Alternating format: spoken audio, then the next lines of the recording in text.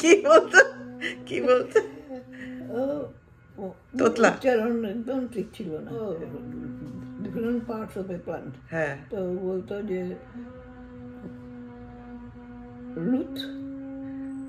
leave flower Phalut ওইকে সবাইকে বলতে বলতাম তাই একজন একজন কাছে এসে বলতো ও যখন আমার কাছে এসে বলছে আর আমি খুব হাসছি